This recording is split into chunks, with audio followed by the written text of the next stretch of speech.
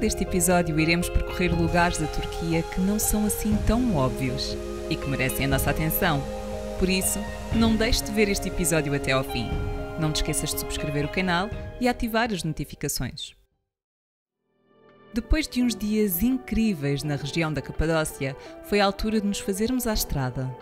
E se ainda não viste o episódio sobre a Capadócia, irei deixá-lo no final deste vídeo. Seguimos em direção a Konya, com algumas paragens. O Lago Tuz, que significa Lago de Sal, é o segundo maior lago da Turquia. Durante o verão, a maior parte da água evapora, deixando a descoberto uma camada de sal. Nesta altura do ano, é possível sentirmos o sal na planta dos nossos pés. A entrada dá-se por um acesso meio estranho. Pelo restaurante, que também é uma loja de lembranças. Não quis utilizar a rampa de acesso, o que acabou por não correr muito bem. Uau! E não estou a ser irónica, é bom. Tirando a parte do sal, é super bom. Não estava à espera disto. E agora olha, é assim, vida. Decidimos visitar este lago na esperança de o vermos em tons de rosa. Em 2015, chegou mesmo a ficar vermelho. Quando este perde muita água e os níveis de sal aumentam, acabam por matar uma grande parte do fitoplâncton, que normalmente come as algas vermelhas. Com alguma imaginação, conseguimos ver a tonalidade rosa, mas ao longo da estrada encontramos áreas mais marcadas. Porém, o seu acesso não era fácil, por isso, vimos à distância. Continuando no registro de lagos avermelhados, decidimos fazer uma paragem no Lago Mek. Devido à baixa precipitação e ao uso indevido da água, este lago secou. As poças restantes no leito do lago ficaram avermelhadas devido aos seus micro-organismos. Este lago, que está dentro de uma cratera vulcânica, surgiu após uma erupção que se acredita ter ocorrido há 5 milhões de anos. Quando o vulcão entrou em erupção pela segunda vez, ficou com esta aparência: um cone vulcânico com 50 metros de altura no meio do lago. Num lugar tão remoto como este, encontramos um cão que ficou bastante agradecido por receber água. Por isso, se ainda não viste o vídeo da Capadócia, convido-te a vê-lo, pois todo o dinheiro angariado será doado a uma instituição turca que trabalha com animais de rua.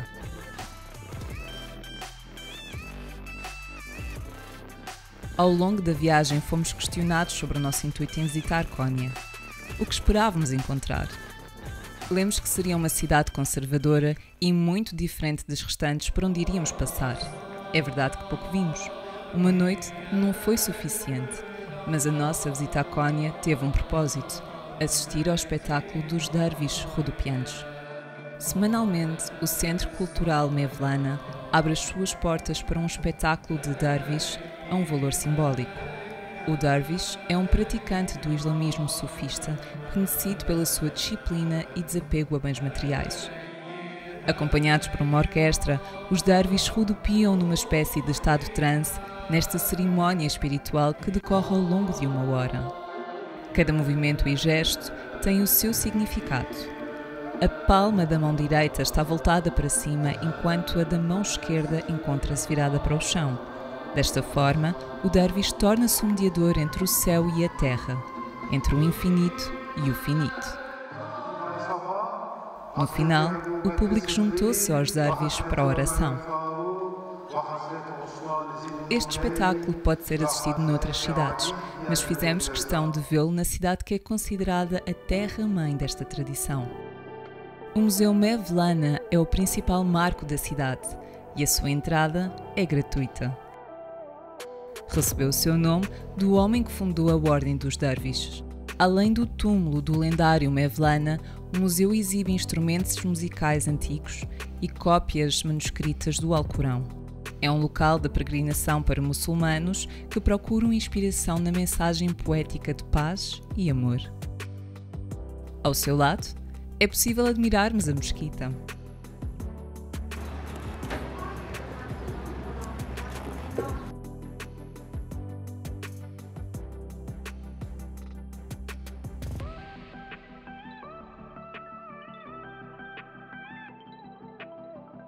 Este é outro local a não perder.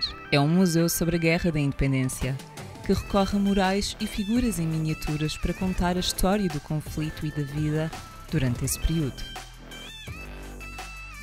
Em relação à cidade de Konya, senti que é uma cidade arejada, sem lixo amontoado ou deixado ao sabor do vento, onde famílias passeiam de forma descontraída. Por isso, o balanço é bastante positivo. Acredito que a nossa definição de férias varia em diferentes fases da nossa vida, e apesar de, neste momento, para mim, férias serem sinónimos de explorar diferentes ambientes e contactar com diferentes culturas, Sid remeteu-me para férias de quando era criança. É um daqueles locais que transpira a palavra descanso. Entre ruínas, calor e mar, as condições estão reunidas para uns dias bem passados nesta região. No nosso caso, foi uma passagem bastante rápida, uma tarde, mas deu para explorar.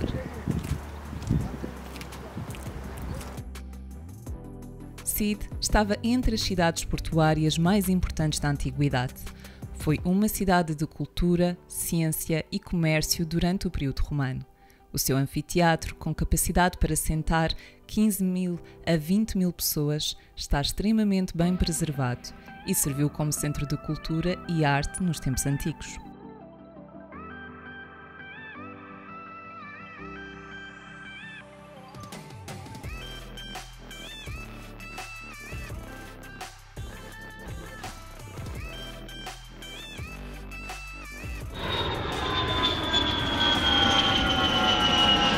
A cidade de Antália, que é conhecida pelas suas praias, cativou-nos com as suas quedas de água. E se achas que estou a falar somente desta que cai diretamente para o mar, espera até veres as seguintes. Pode-se caminhar para apreciar este espetáculo da natureza ou parar em algum dos cafés. É também possível fazermos um passeio de barco que passa próximo desta cascata. Este local foi uma verdadeira surpresa. Estava à espera de encontrar uma cascata, mas encontrei muito mais do que isso. Encontrei um local repleto de verde, um local relaxante, onde os cursos de água criam pequenas lagoas, onde o som da água e as sombras frescas fazem deste local o sítio ideal para fugirmos às temperaturas altas.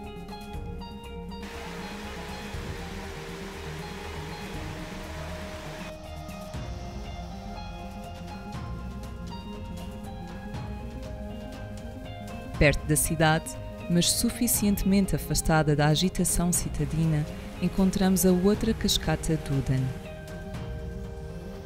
É possível fazermos um piquenique neste parque ou comermos num café ou restaurante.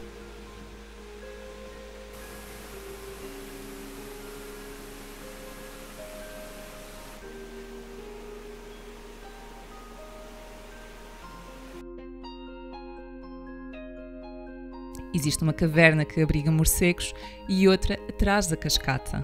Não te esqueças de explorar esta zona.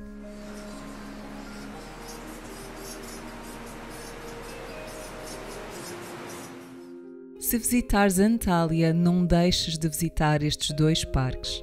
São ótimos refúgios nos dias de grande calor e também para quem quer fazer uma pausa da cidade movimentada. É tudo por este episódio. Não te esqueças de subscrever e ativar as notificações para não perderes o próximo episódio na Turquia.